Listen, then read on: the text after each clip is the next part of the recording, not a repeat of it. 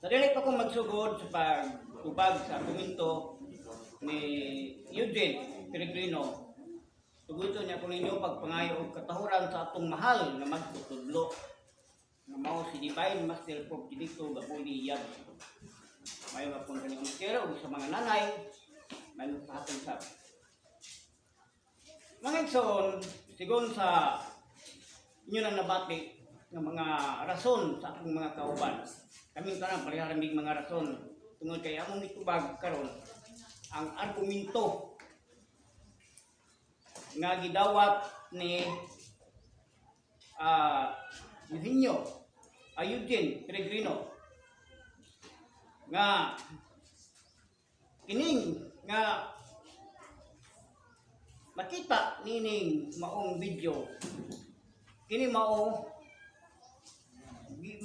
gihimo alang sa tubag sa katao karon nga sa kuno na siya ka Catholic pet defender nga mao si Eugene Peregrino Gapo ko apelyido nung doyoy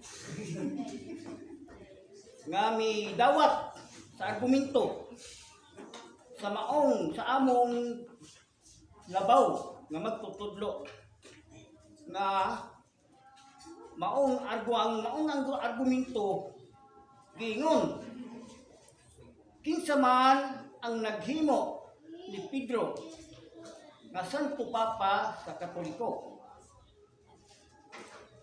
Jesus Kristo ba o kamong mga Katoliko? Ikadawang pangutana mga igsoon, kung si Jesus Kristo man ang naghimo ni Pedro nga Santo Papa sa Katoliko na abay kasulatan nga si Jesus Kristo nag-ingon kang Pedro, ikaw Pedro, gikan karon gihimo ko ikaw nga Santo Papa sa Katoliko. Na ba? Murag sa kadaghan nga bisita si gibasa sa akong mga kauban. Wa gid nako madunggi nga nag-ingon si Ginoong Kristo ba nga ikaw Pedro himuon nga Santo Papa sa Katoliko. Ha? Kani nga argumento bitaw puro ra gyud ni mga murag igor ang iyang gibuhatan ni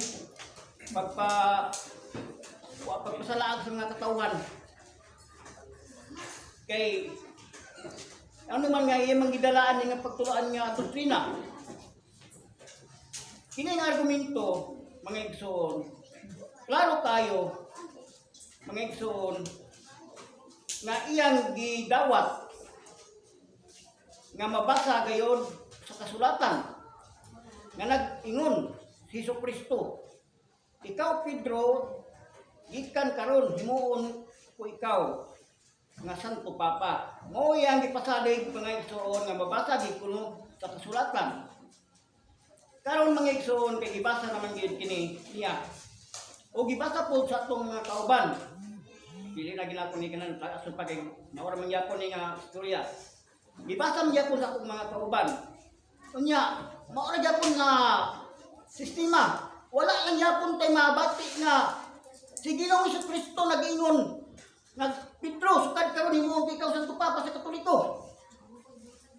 Basin no, natulog pa ning tawanan ang sultana. Kay ug dili ay siguro kung gahon gulo ka kuan kay 5 pound. Para ubalan sa imong una ba? Karon gatakilit na mo una ni uba. Patak lang kag istorya. Unya atong mabasa gani sa atong ang imong gipamatud-an nga na mabasa kuno sa kaduhang sulat ni Pedro sa 2:1. Oh, ang basahon ng igsoon. Ha? Aron gyud atong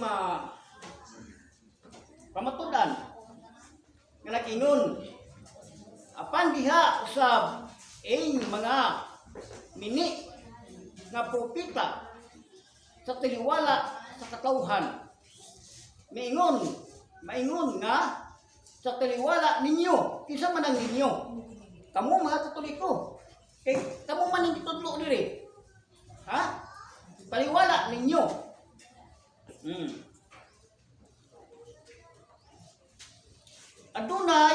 Aduna usab gayoy mubarog nga mini nga magtutudlo mo na si Peregrino. Muna na barog karon nga mini ang magtutudlo. Nga sa tago magapasulod sa magapadaot nga mga irihiya o magapaghimakak pagani sa agalon nga maoy nagpalit kanila o busa magapahimutan sa kalit nga pagkalaglag diha sa ilang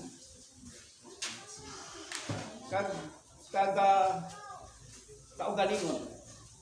So mao ka ang sulod sa Biblia sa iyang pamatudan nga mabasa kuno sa Biblia ana abalay Mr. Eugene naabay nabasa sa gibasa karon nga sita sa imong ipamatudan naabay nabasa diha karon nako nga nagisgot si Ginoong Kristo sa Papa wala gid ba? So kanang tanan day imo ra ning pagbuot. Imo na kining pagbuot siguro nga mga sitas. Kay kung tinuod gid ka, dili ka magsulti nianing mga kulunga.